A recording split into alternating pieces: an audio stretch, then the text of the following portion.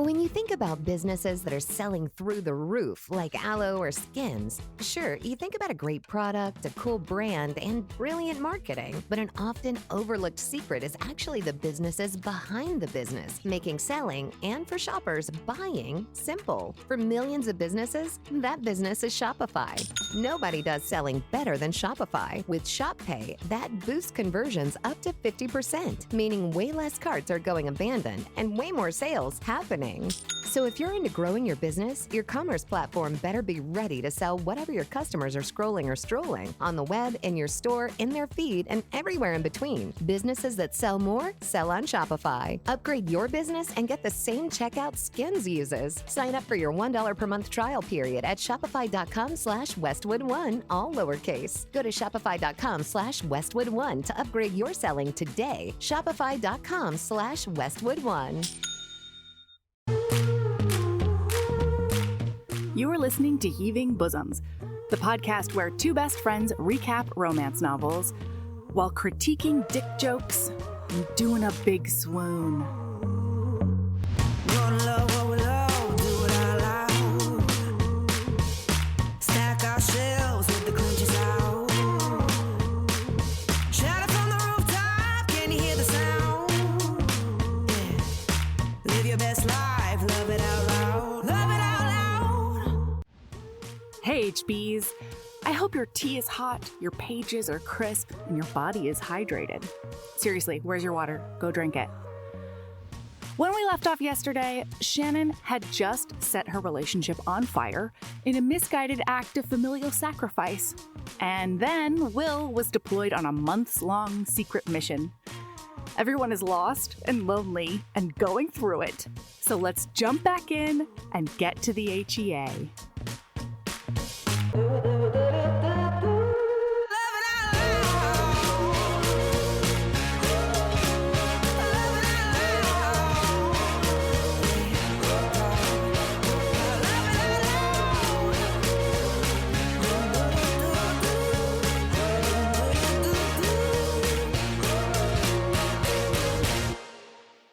And she's like, well, I've set it on fire and he's gone anyway. So like, I'm just gonna figure out my life. And she's been calling the trips that she goes on with him her version of getting back to neutral. And so for the next 6 months, she's desperately trying to find her own neutral. And it's not going well. She like throws herself basically into managing her family. This is when she has that meeting with Teal, and Teal is the most beautiful boundary setter in the whole wide world. God, Teal is goals. I cannot honestly state that I will ever be on her level, but like it's a good reach for the stars goal. Yeah, it's a good stretch goal is what it is.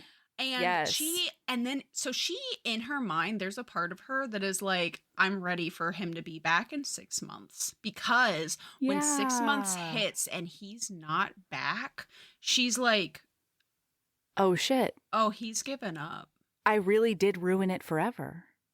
Like she was hoping in the back of her mind that he would. And so the next 2 months when she's like still dating this Gerard guy, and, you know, still trying to, like, sick PIs on Sam because he's being a lumberjack somewhere or whatever. She's truly struggling at that point. And she also feels like she can't tell anyone, because even though he wanted to be open with all of their mutual friends and family about their relationship, she wanted to keep it a secret. So, like, she can't even talk to her girlfriends about it. Her best friend is his sister, and she doesn't know about it. And, you know, it's a problem. She's very alone. Well, and specifically, she ends up admitting to him at one point, because he pushes her, and he's like, why didn't you ever? Because when, obviously, they end up together, so, like, obviously he comes back. And so at one point when he's back, he's like, I really want to know that, like, why were you keeping us a secret? And she says, it's because I wanted one thing that was actually mine. Right. Just mine. It wasn't my family's. They had nothing to do with it. Like, she was being a golem on him. This is the my precious. Will.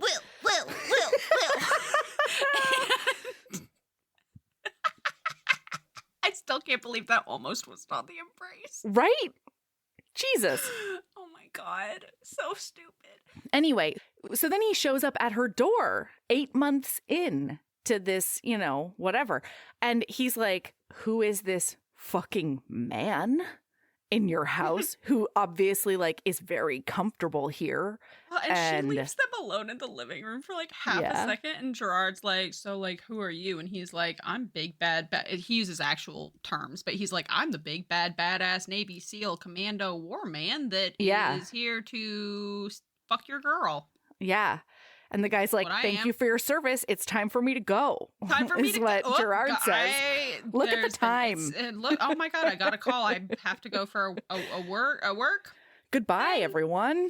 And Shannon comes out and she's like, you scared him away? And he's like, I didn't do anything. So like, if he's scared of, just my awesome presence, then sure. She's like, I'm not doing this and I'm not talking to you. And he's like, well, see, that's going to be tough because I do need to crash here for a while. And she's like, what? What does that even mean? And he's super opaque about it. Yeah, because he won't explain why, but he's essentially on leave from the military because we end up finding out the reason that he was late is because something went batshit crazy insane. Catastrophically bad. The thing that he was doing, like a helicopter went down, everybody almost died, one of his buddies ended up losing a leg, and the only reason that the dude survived is because he refused to take no for an answer and was like, if you fucking die and make me wait even longer to see my lady, I'm gonna bring you back from the dead and kill you again, you lousy piece of shit. Meanwhile, dude is like literally bleeding out. Oh yeah. He got a bunch of shrapnel in his shoulder and arm, and the guy later on when he describes it, he says he pulled out all the shrapnel by hand and then he threw me over his shoulder and he like hiked out of the arid whatever we were in. Mm-hmm. And that's the only reason I survived. Well, and the reason that he's on leave right now is because he's healed technically, but he still doesn't have feeling in his trigger finger. Like he has full mobility and all of those things, but like he has numbness, and as a big paranormal SEAL boy, he can't have that. Yeah, you got to be able to know whether or not you're pulling the trigger. I've heard it's essential. I don't know. And he's trying to figure out what his next steps are, but he's not quite as fucked in the head about it as what's his butt from last year's Navy SEALs book. Correct. He is open to other options, right? Yeah. Like, he knows that the expectation is he'll end up taking some kind of desk job probably, or not desk job, but not a desk job, a training recruits job. Like, that's what's expected of him. No. Oh, sorry. Oh, you're right. But there's another component that I think is important, and that is that they are wanting him to take this leave and do a metric fuck ton of physical therapy because he has been offered his literal dream job in the Navy. He would now be like running a Black Ops team out of an international base, and like he would be the head honcho. It's the thing he's always been gunning for his whole career. And so it's that option, or his trigger finger still doesn't work and he can't do that thing, but he knows that he is like their top choice with like a big gap between the second choice, Yeah. And so he's getting this pressure from his higher ups to like, get your shit together and heal, soldier, so you can come, sailor, so you can come back. And he's like, it's weird though, because I kind of don't want to. Because ultimately that choice means that he is still stuck on the other side of the world from the woman that he loves for even longer.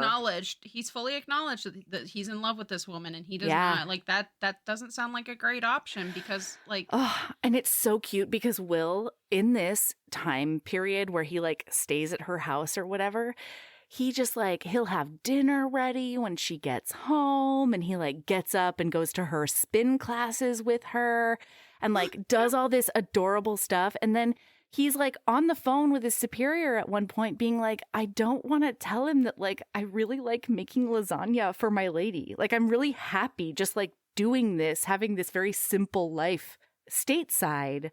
And that feels like something that they would really look down upon, but fuck if it isn't true. Mm-hmm. He's also, very importantly, like they're staying in separate bedrooms because he is very aware that like he needs to work to gain her trust and her forgiveness back. Yes. So to even consider him as a possibility. And so, like, he's doing everything that he can to show her that I'm not going to just disappear again. Right. But he also, like, he's not saying anything because he wants to know what his next steps are before he can confidently say, I'm not disappearing again. Right. Right. But he also knows that he would scare her if he tried to treat it as a joint decision as if they were a couple. She would be like, bah, no way. Commitment. Yeah, no, we're not an item. He has to show her. It is this needle quietly, he's trying to thread. He has to show her, prove it to her without ever saying the words. Yeah, this poor man. So anyway, he shows up at the door and she's like, I don't want to deal with this. I don't want to deal with you. We're not together. I broke up with you. I was very clear about it. And like, I'm going to huff off to my room. And they spend like a week doing that. And she's like, I still don't know when this fucker is going to leave. Like, he hasn't told me how long his leave is. Normally it's a weekend. I don't understand what's going on, but I'm also not going to ask him. For sure not. Why would I ask him any questions? And then he ends up like pushing the subject and he's like, we're going to do some stuff together. Like, we're going to go to dinner and we're going to do X, Y, and Z. And can you tell them about the throwing the limes scene? Because I don't remember why it happens. I just remember that there were a lot of limes thrown. Yeah, hang on. They like get into some sort of fight. Yeah. And like at some point they start having sex again. It's a while, though. Like, at some point, they do end up in the same room again. Yeah. She's at dinner with Gerard. Oh, fuck, that's right. And then Will shows up. And she's planning to break up dinner. with him. Yeah. Yeah. And then Will is being his normal self. Just cocky asshole, but very charming. Gerard is like, well, okay, I need to get out of here. And she's like, I'll walk you out. So she walks him out. And the nerve of this milquetoast man. Oh my God. She walks him out and she's like, I think that this is the end of whatever it is that we were doing. Right. And the nerve, he goes, oh, okay, that's fine. I was doing this for you anyway. And she was like, pardon? I'm sorry, what? I was doing what? Because she, in her head, was doing it for him. Yeah. I mean, to his very small credit, he does say that he thought of this as like a mutually beneficial arrangement. Mel is making it sound so much better than it actually does because No, it's awful. Yeah, tell them everything. Because he's basically like, I was doing this for you because, you know, it's good to be seen in public with somebody and you're getting old, basically. And she's like, oh. And he's like, but also like it was good for me to be seen with you on my arm. You're somewhat worthwhile. You're somewhat basically, interesting and like impressive. So like it wasn't a hardship to be seen in public with you. Oh my God. It's incredible. She's like, what the actual fuck? So he leaves and she goes back inside. She doesn't eat. So they leave. And when they get back to the house, she flips around and she looks at Will and she's like, you better fucking tell me why you're even here. What are you doing here? Why are you here? Why are you in my life? Why are you telling me? Why are you getting inserting yourself in everything? Why are you? He's being his same gregarious, nonchalant, like, oh, whatever. And then all of a sudden, whap! And he's like, what the fuck? What just hit me? She's throwing limes. She has a big old glass bowl of limes on her gigantic dining room table. 3 limes? Like, what is happening in Shannon's kitchen? I had a lot of questions that I didn't ask answers for. She just has a decorative bowl of real limes. There's like 3 dozen of them. They're like whipping them back and forth at some point. He's like, I can't believe what a good arm you have. And she's like, fuck you. Well, because at one point he's like, if you keep throwing those, I'm gonna start throwing back. And she's like, bring it on. Yeah. It's so funny. So they play food fight with these limes. Yes. And then they eventually calm down and she's like, all right, I'm done. And she goes in and she puts on sweatpants and she puts in some popcorn into the microwave. And she's like, I'm going to just sit down and watch a movie. And he's like, okay, well, I'll come with you. And she sits on one far end of the couch and he's like, okay. And he sits down right next to her. And she's like, that's not That's not what the offer was. And he's like, but I'd rather be on your side with you and the popcorn. And she says, get your own, and hugs the bowl to her chest. You beat the shit out of me with citrus and called me a dirty hooker. The least you can do is share your popcorn. So that night, they end up just snuggling. She's like, you can come to my bed. I'm not having sex with you, but you are going to spoon me real good. And he's like, Nothing has ever sounded better. Extremely importantly, the next day, she has plans because on her weekends, she usually spends them looking for houses and things like that because that's something she's always been really good at. And there's this weird little cottage on a cliff that she bought. It's a mansion, but yeah, it's like 7 bedrooms. It's a beachfront mansion, but it's like dilapidated a little bit. In my head, it was a little cottage, and then when they were walking through it, and it specifically said 7 bedrooms, I was like, oh, this is a 7-bedroom. This is a tiny cottage. This is like, a rich Malibu person's bungalow. Yes. Yeah. Yes. Yeah. So, and she bought it because she was like, I don't know why, but there's something about this house. And he's with her, and he realizes while they're there, he's like, oh, what she saw is our future home. Yeah. Because she says she bought it, and she gets this feeling that, like, people were happy living here. I could have fucking cried when I she know said that. I know. Like, there's so many moments in this book, this whole series really, but like there's so many moments in this book where like it felt like a gut punch in the best kind of way, you know? Yeah. Where something just comes out of the woodwork and it's so poignant. And so he tells her, like, you're seeing, this is our house. Like, this isn't a house you're going to refurbish and sell. This is where we're going to live. And it's beautiful. But there's also, importantly as well, she ends up having to go to brunch. She's been blowing off brunch with the girls. And she ends up having to go to brunch. But Teal shows up because she has to pee. And she's like, you were right around the corner from the cafe, so I thought, like, maybe I'll just pee here and then go to the cafe. Listener, they've had sex now. So it's like... Oh, yeah. It's the next day. He's showered and stuff. He isn't nothing but the world's tiny. He has a hand towel hanging from the tip of his penis. That's right. And opens the front door. And Teal's like... Teal's like, OMG muscle wall. Oh, hello. What's happening here? And she doesn't explain it or anything. She's just like, bathrooms this way, I guess. And she doesn't tell Teal not to tell Lauren and whoever else is there. So when they get there, Teal's like, whoa. We can't talk about anything else until we talk about that hot tatted man with like the frog an anchor skeleton on his chest. What was that like all anchor?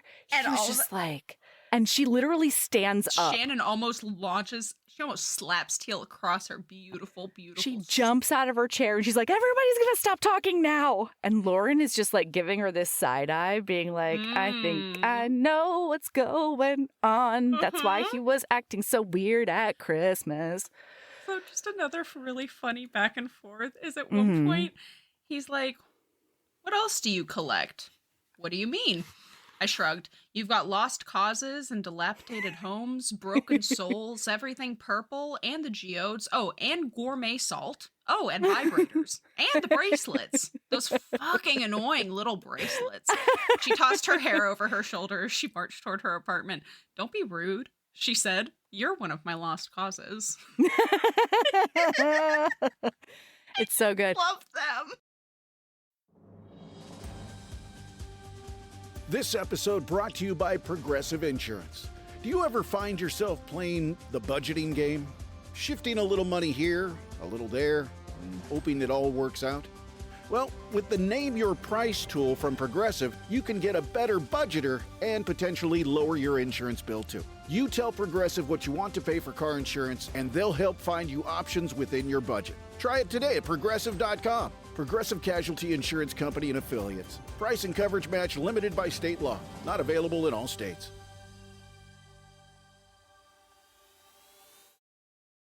So then he ends up taking her back to San Diego. That's technically his residence on record, is the house with his parents, but none of them are ever there. So on this trip, they go to drinks with a bunch of his friends. This is where she finds out what happened to him during the mission. And she's trying to figure out like why he didn't just tell her. Mm-hmm. Did you need to say?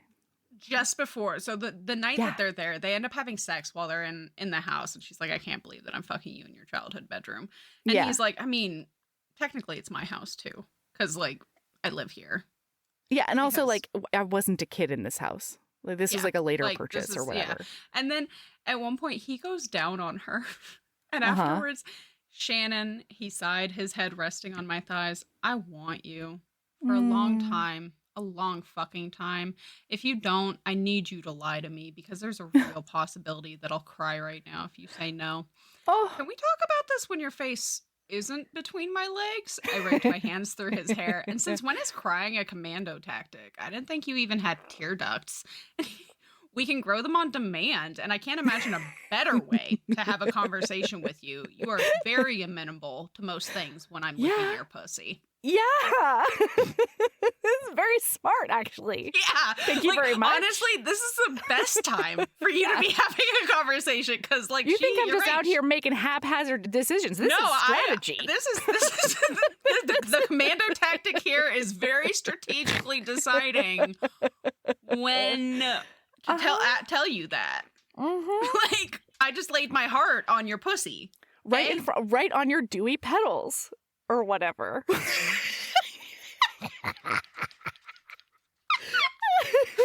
Love you. I love you so much. So they get closer because she finds out that, you know, he's actually recovering and he's sort of at this crossroads. And then he also very kindly not confronts her, but he's like, someone hurt you. And she's like, yeah. And he's like, I'm really glad your dad's already dead, because I would have made it much worse for him. And she realizes that he's like put together the fact that her dad abused her. And she says it's the first time. She's only told one other sexual partner that she has childhood sexual abuse in her history. And that guy like couldn't handle it. That's the one who was like, what do you mean you like rough sex and bondage and stuff like that? That's fucking weird. Well, she doesn't even know she likes that. She just needs a bit more of like a combative element. And then Will is the one who's like, I think I'm going to tie you up and I think you're going to like it. And she's like, holy shit, I do like it. This is weird. But anyway, she's like, I love the fact that Will still sees me as me and not just like some damaged entity that needs to be coddled and held close and all the stuff. Like he still...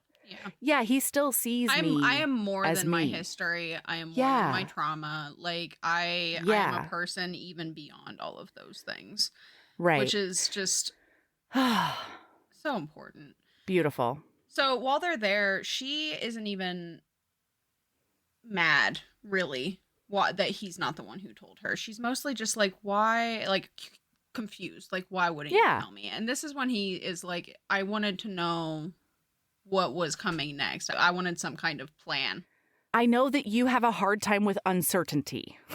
Yes. And like, I am at a very uncertain point. So they end up getting back and he is sitting on the bed. And I saw this so vividly in my mind. He's sitting on the bed and he pulls her between his thighs and she is running her hands through his hair. And then he tugging just enough to bring his eyes up to mine.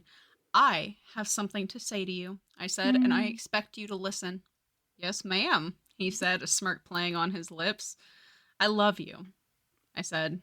I could live for centuries, and I'd never forget the way Will's eyes softened and glowed when I said those words. And you have to know I don't come by that statement lately.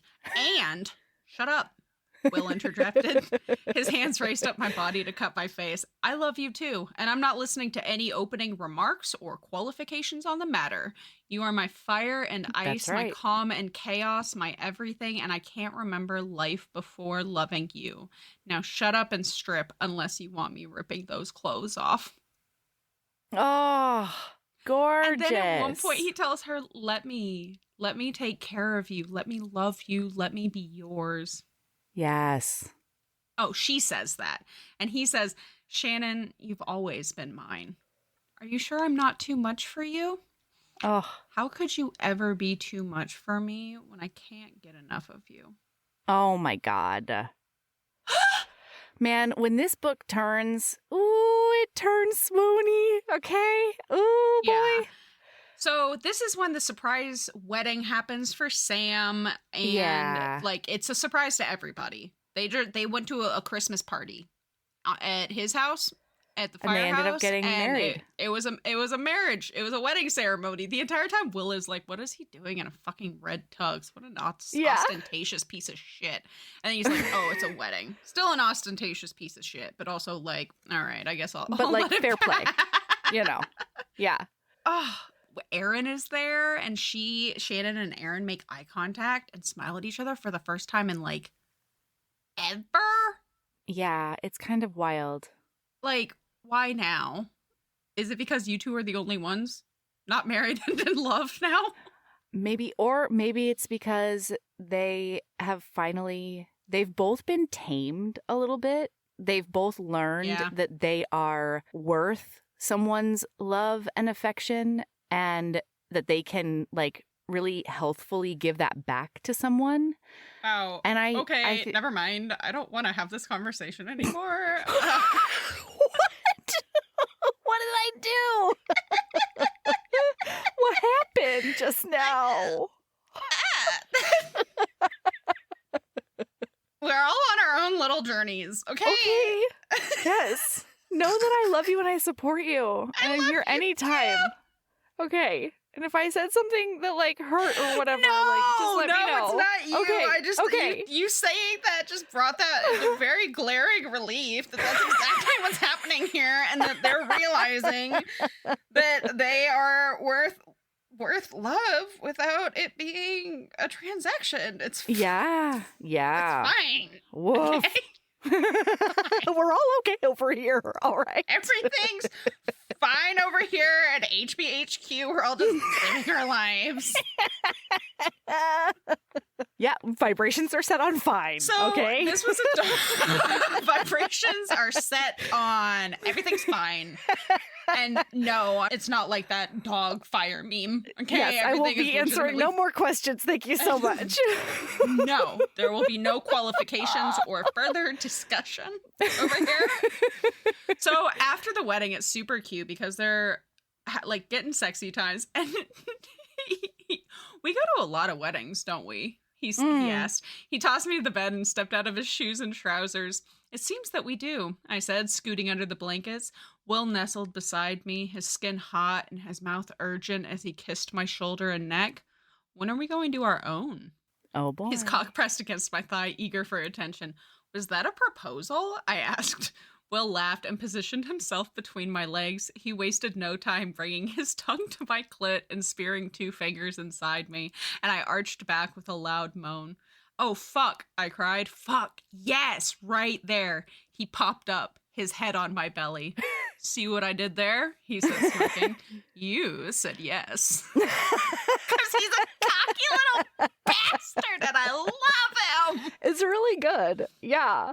So he ends up getting a call from his calling his old buddy who had given him a job offer. He works for Red Top, which is basically like a private security not mercenary, but like fancy. I guess by definition mercenary, just not war mercenary necessarily. Right. And like it's like hostage negotiation and like bodyguard. And he wants to get into more of that SEAL shit. Yeah. Yeah, because at this point the firm has mostly done just like regular politician, guard duty or whatever. But they want to get into more covert ops, hostage negotiations, or, other things that aren't overtly like fighting or war, but do require the same tactics as a lot of Navy SEALs are trained in.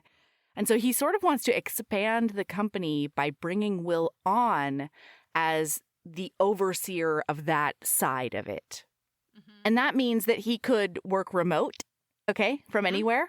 Well, because that's part of it is she hasn't been wanting to get up her excitement about him in general because she knows that he's leaving at some point. But even now that he's injured, she thinks that he's going to leave and go work at like but like the Navy SEAL, she calls them baby SEALs, but like Navy SEAL training camp. The buds. Yeah, camp. Buds stuff.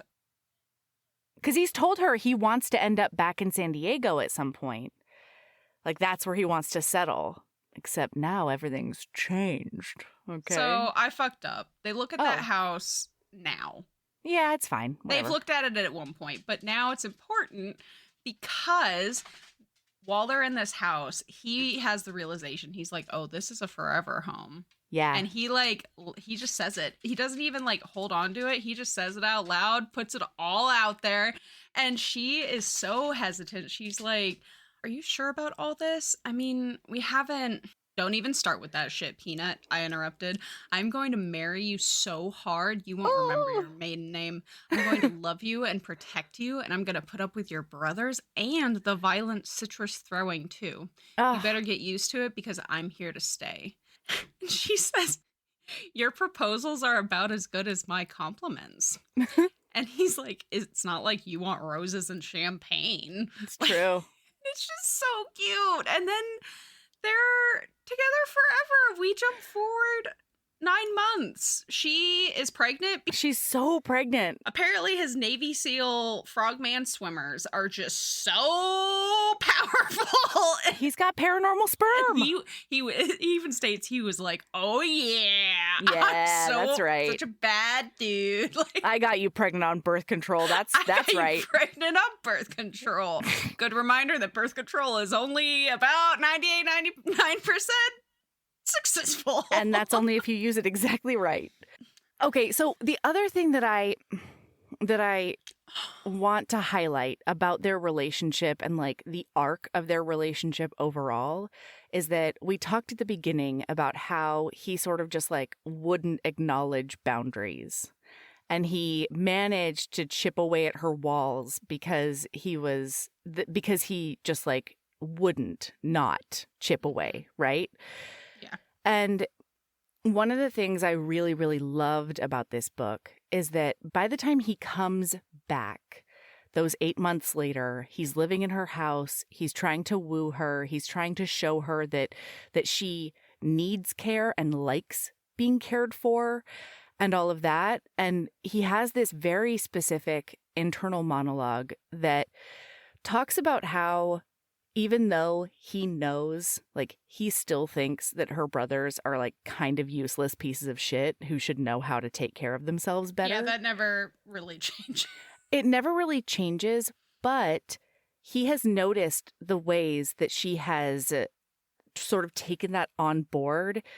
And he acknowledges that she's, like, delegating more. And he acknowledges that, like, she has made these huge strides in those 8 months as well, after, being told by several people directly and indirectly that, like, you need to let them live their own lives.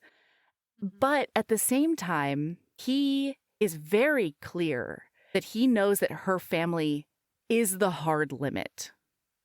And there's he doesn't fight her about caring for them in certain ways anymore. I just loved that evolution. And it's not like she completely changed and that's why their relationship now works.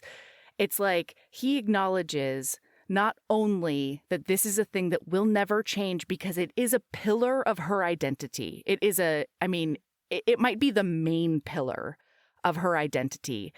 And he comes to realize that, like, that's one of the things that he loves about her is the way that she cares for the people who she considers hers.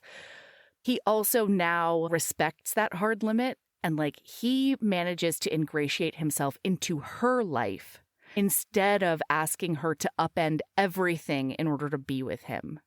And so they start the relationship with him being like, oh, it's so cute that you say you're not going to do X, Y, and Z. Like, nah, you're just going to do it anyway. And then by the end, they've both grown so much. There's also, you brought that up, but there's a point where when he comes back, he doesn't push her boundaries because he knows that the trust is broken now. So he could just throw her down and take her, and she would probably give in and love it. But that would be pushing it too far. That would actually be taking something from her. Whereas, because the trust is broke, whatever it is that was there that made that okay in the past, and not listening to her, because like they never have a safe word conversation. No. Right? At least not on page. Yeah. And I can't imagine they probably don't off page, frankly, these two. No, absolutely not. But he's aware when he gets back that he can't just, and he thinks it in his own head. He's like, I could just throw her down on the couch and fuck her senseless, and it would work in the moment from that, and it would work. But it would be detrimental to the longevity that I want. Yes, because this isn't just right now. I want this forever. Like, this is my that kind of thing. Yeah. It was just, it's really beautiful. Also very It's a really cute. good book. At the very end, they end up getting married by just fucking off to Montauk for the weekend and not inviting any of their families. I loved it. And that's based on a conversation that they had earlier, because she's like throwing these lavish weddings for her family. And she tells him when they were in Montauk, actually, she's like, I don't want any of that, though. Like, I don't want the best day of my life to be like this huge event that involves all the working pieces and like so many people. She says, I want the best day of my life to be a lazy Sunday with raspberry pancakes and my person. Yeah. And I relate to that so hard. I do too. Like, like, my wedding was wonderful, but part of the reason was just because I was like, I looked at it as like throwing a party, you know? Yeah. And like, I don't know, we made sure that we did it on like a really reasonable budget, because our priority wasn't the wedding. It was like the down payment on the house that we wanted to make. And, you know, like I don't know. I love when books do that and highlight that like the wedding is wonderful. The wedding is a special day, but it's not the end all be all. And investing in the rest of the relationship is what's important. Valuing those mundane things is gorgeous.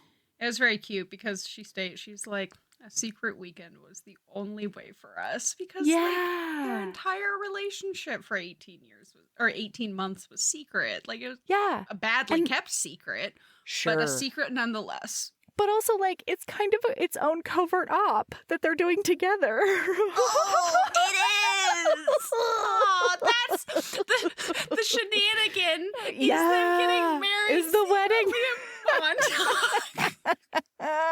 It's very cute. Yeah. It's great. This is a PSA, or public sock announcement. Experts have declared Bombas socks as the best way to warm up chilly feet. These pairs are super cushy, soft, and designed for maximum coziness. Plus, for every pair purchased, another pair will be donated, so someone in need of essential clothing can stay warm this winter. Go to bombas.com/listen and use code LISTEN for 20% off your first purchase. That's BOMBAS.com/listen and use code LISTEN at checkout. You know what? I started this whole podcast by being like, I did not like book, but that's not true. I just didn't like early Shannon. That's what it was. Yeah. I didn't like early Shannon. You and I are really good at that, Mel. You and I will come in here and be like, the book wasn't so good, or the book was amazing, and then we talk about it a little bit longer, and we're like, one of us completely flip-flops. On further reflection. Yeah. My favorite is when one of us comes in and we're like, oh my God, this book was incredible. And then we talk about it some more, and it's like, okay. Actually, you're right. You're right that all of these things are deeply fun. I still enjoyed it, to be clear. Right. But I am acknowledging the wrinkles in my opinion. I'm suddenly thinking that I was not quite as enamored. I may have one time I wasn't doing a super deep read on the text, okay? I was doing surface level stuff, and like that's fine for my purposes. And you know what? Guess what, listener? That's where whimsy came from. If you don't remember, that was where whimsy came from. Sometimes you gotta just, I'm not looking at it. You gotta whimsy that away from it. We're just whimsying. Yeah. I just, you know what? I thought I didn't like the book, but that's not true. I just don't want to hang out with Shannon. That's all. I just have no interest in hanging out with Shannon. I think that Shannon would not like me. No, I would be viscerally annoying to Shannon. And I respect that. No, it's one of two things. It's either Shannon and I would either be absolute best friends in the opposites attract kind of way, or she would hate me with such a visceral passion that we would never be able to even barely even be able to coexist in order to keep the family functional kind of thing. You know what? There's no in between. It is 0. No, absolutely 100. not. Here's what it is. The only way Shannon would like me or feel value with my presence is that I am such a hot mess that she would want to take care of me. Yes. She would love to fix me. She would want to remind me to get my keys. She would love scheduling my doctor's appointments. Oh my God. Making sure that my schedule was up to date. Tom, her assistant, would be my assistant for all intents and purposes. By default, I would never spend a holiday alone. No. It would always be beautifully catered. Oh my, my wedding, I wouldn't have to give it a single thought, and it would be the wedding of the century. Yes. Yep. She would love me because she would love to fix me. I'll put it this way. If I had been friends with her in my early to mid 20s, I would have been medicated a long time ago. For sure. And you might be living in her basement, you know? Like she might just move you. Oh, you don't into think that her she would abode. give me you don't think that she would give me one of the 7 bedrooms in her? You know what? She probably would, but it would be on a different floor. You know? Yeah. I would have my separate entrance, yeah. Yeah, yes. For sure. And frankly, that's just pragmatic. I would probably that's have just a wise on her mother-in-law part. suite, but it's her hot mess friend suite where people come stay there while she does like a hard overhaul of their life. And then once they are free to fly, they leave and she gets empty nest syndrome and she goes and finds a new hot mess. It's true. Or she waits until the next breakdown, you know? Then you move right back in. Accurate. If I had a Shannon in my life, I would not be staring down the barrel of at least 20 yards of wood chips that I'm going to move by myself. Well, she would have just shown up and fixed it.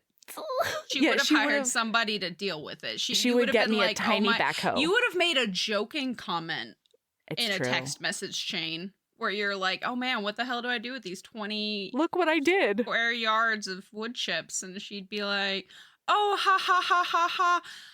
Hi, my name is Shannon. I'm going to need a crew of 6 and dudes. I need a crew of 6. Thank you so much. Yo, where's my Shannon? Oi. And then you're aware. Hey, Shannon's out there. Meanwhile, in the background, Will would be like, Shannon. Yeah, cool it. Actually, he wouldn't even do that. He would just pick her up, throw her on the bed because he loves throwing her around like a rag doll. And then he would go down on her before she could make the call. And then you would still have to deal with the chips. He would not put up with a friend of a hot mess friend suite on the You know property. what? I've changed my opinion on Will. Will can eat it.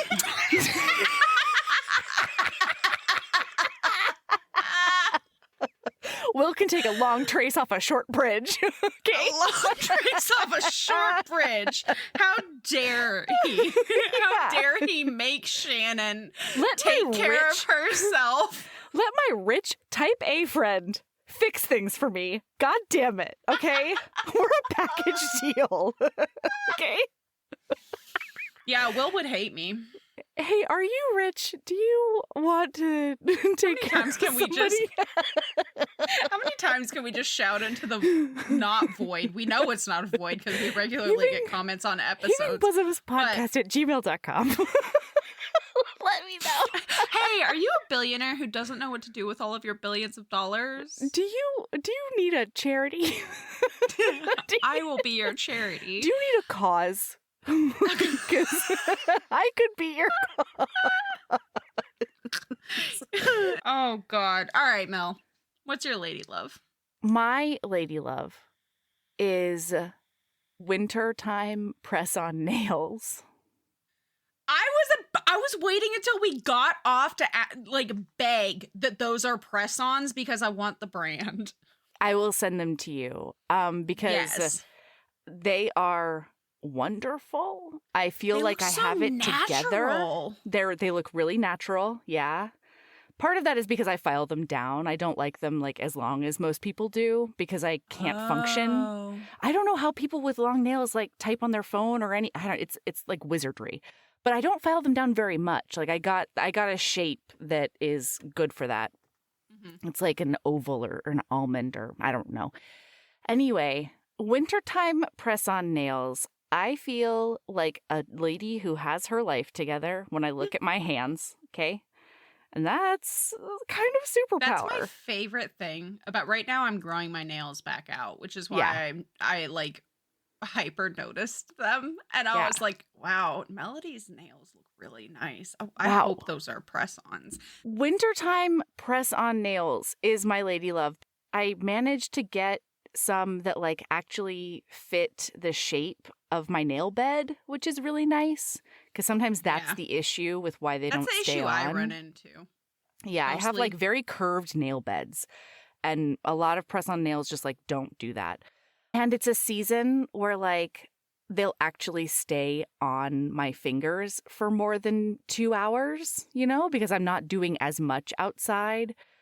Hilariously, though, instead of like breaking my nails or whatever, today when I had my gloves on and I was shoveling, you know, like 13 wagon loads of wood chips. 20 square yards of... I realized when I took my gloves off that one of my nails like got pushed off inside the glove. And so all I had to do was go retrieve it and glue it right back on. And it's great because working from home, like spending most of my time at home, there is no such thing as like an impossible press-on nail emergency, you know, because like it's just all right here. That's like one of the things that working from home has really opened my mind to is that it's all there. Whatever emergency you can imagine, there's a solution somewhere in your home. And if there's not a solution in your home, there was never a solution in your home. So you should probably fix that. That's right. That's right. Yeah, so I just feel like I have it together and I feel like my hands are beautiful. And because I'm not getting the dopamine of gardening, I do need to get my dopamine other places. And this is working right now. I feel gorgeous. You are gorgeous. Thank you so much. Yeah. Even if now you apparently have to curl your hair every single day. Oh my God. It's because otherwise they just look like streaks, you know? Like they look like supercuts. Just attacked my head. I was just grabbing like chunks at a certain point. I got so tired. My other lady love is don't start dyeing your hair at 9 p.m. if you turn into a pumpkin. Absolute. Don't. Listener, what happened is Mel posted a video on the Discord describing this entire hair situation. Yeah. And literally the second she said, it was 9 p.m., I went, Melody. Listener, I don't expect a timely response from Mel. Occasionally, if I message her, I will get a response within like pretty quickly. But like, if it's in something that is time sensitive, I call. Yes. Possibly multiple times, depending on how time sensitive. If I text past 8 p.m. her time, you're not hearing from me till the morning. That drops down to like maybe a 5% chance that I'm going to get a response in the next hour. If I wait until 9 my time, I'm not hearing from Mel. Period. I might get a response in the morning. But it very well may be just gone to... That one of the greatest tragedies of WhatsApp, listener, is that I can schedule a message basically anywhere except for the main forms of communication that Melody and I use, which is what is that about? Jesus. Yeah, so don't start projects where you need to have some sort of stamina at 9 p.m. because you're just going to shit the bed, okay? And if the bed is on your head, like that's a problem. Anyway, it's fine. It's pink, purple, and green now because I thought I was doing pink, purple, and blue. But my hair is not platinum blonde. It's a little bit yellow. So it just is green, like Joker green. Not quite that bad. Okay, go ahead. Hello, Beautiful. Sabrina. What's your lady love? Nobody's going to be surprised by what my lady love is right now. Oh, boy. It's beating. I picked up a new hobby, listener, and I actually, you know what my lady love is picking the lesser of two evils. Ooh. Because my brain wanted me to start the hobby of stained glass art That's making. the one. Yes. And instead, I somehow successfully convinced my brain Ooh. beading was a better option. Yes. It was less expensive. It takes up less space. Less time. Way less time. This is actually kind of a multi-lady loves. Like, choose the lesser of two evils. Beading as a whole, but specifically choose the lesser of two evils because I needed a new hobby. Yeah. I needed something. And then the other, like the secondary, tertiary lady love that I realized with this new venture of mine. Yes. So in general, my main hobbies are cross-stitching, crocheting, like creative hobbies specifically, Yes. not like video gaming or coloring in an art book, which that's technically creative, but not the same flavor. Like, it's not something that I'm making from scratch kind of thing. But crochet, knitting, cross-stitch, sewing, all of those things are very time intensive. I start project, and then that is project for weeks, months. Yeah, days, weeks, months. Like, there's just not a whole lot of things that you make all at once, right? And then you have a finished project. And that's okay. Especially because most of the time, like if I'm knitting or crocheting, I like things that I can just not think about because I read while I do it, because I don't have to look at my hands if I'm doing if it's not a super intensive project, I don't have to look at my hands. And so I can read while I do it, all of these things. I can't do that with cross stitch, but I can listen to audiobooks and it's not you know what I mean? So like I do think like I'm multitasking there, but it still takes a long time. Yeah. And part of my validation for starting beading specifically is that I'm making things for crocheting and knitting and stuff like that. Yeah. I'm making stitch markers. I'm making chain row counters. I bought and it's brought me so much joy. Today, I decided that I wanted some stitch counters that were pretty, specifically with the yarn that I'm using for this project. Ooh. I made 7 stitch markers in 30 minutes. Oh. And I went back to knitting. And having from start to like a hobby where I just decide I want to make I made a chain row counter the other day in an hour. I've never made one before. It was my first one. And I didn't need it for any of my other projects yet. It would be useful for the current project that I started a couple of days ago on yarn that I swear to God is cursed. I'm on my 3rd fucking pattern with this yarn. And I tried the first pattern 3 times. I tried the second pattern 2 times. I tried this pattern. I got 29 rows into it, and 4 times I've had to frog up to 11 rows to restart. And oh my God. This yarn is cursed, but now at this point I'm stubborn and I'm now you've really committed. Fuck you. I'm making something out of this yarn and you can suck my dick. Yeah, in the words of Shannon. I'm going to channel Shannon, and this yarn can suck my big fat dick, and I'm going to finish this project. Yeah. But anyway, so I made my first, I'd never made a row counter before, and it's so pretty, and it's almost like instant accomplishment. Green. It is. Which is a nice change of pace. And I can just do the thing. Yeah. I just wanted a pretty row counter in gold and green, because I thought that would be pretty with navy yarn. Ooh. And so I made one. And I wanted some stitch markers that were pretty. And so I made some. Nice. So, yeah, listener, choose the lesser of 2 evils. And if you're the creative artsy type, find a hobby that you can do in 30 minutes flat and have a finished product. Yes. All right. Keep being a badass. Love yourself as much as Riley loves not having a yogurt in the morning. Oh, literally anything but a yogurt. Love yourself as much as Riley loves having a yogurt-free work environment. Yeah. Okay, goodbye. Bye.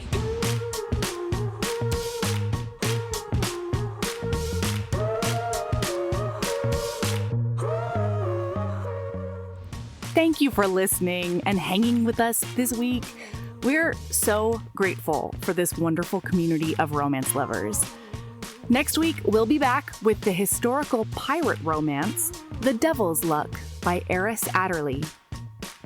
Heaving Bosoms is produced by us, Melody Carlisle and Sabrina Bradley. Editing is done by me, Melody Carlisle. Our theme music is by the incredible singer-songwriter Brittany Fonts, and our art is by the ultra-talented author Kate Pryor. If you like our show, remember to follow us on your favorite podcast app, rate us 5 stars, and leave a review. That one small action is a huge way to help the show. If you want to get in touch with us for advertising inquiries or anything else, you can email us at heavingbosomspodcast@gmail.com. If you want more of us, visit patreon.com/heavingbosomspodcast. You can also find us on Instagram at Heaving Bosoms, on TikTok at Heaving_Bosoms, and in our Facebook group, the Heaving Bosoms Geriatric Friendship Cult. See you next week.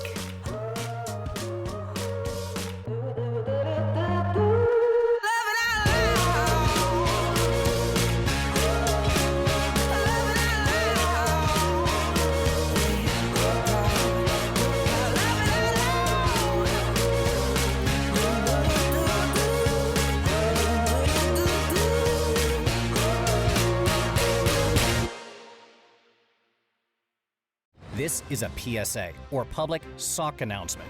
Experts have declared Bombas socks as the best way to warm up chilly feet. These pairs are super cushy, soft, and designed for maximum coziness. Plus, for every pair purchased, another pair will be donated, so someone in need of essential clothing can stay warm this winter.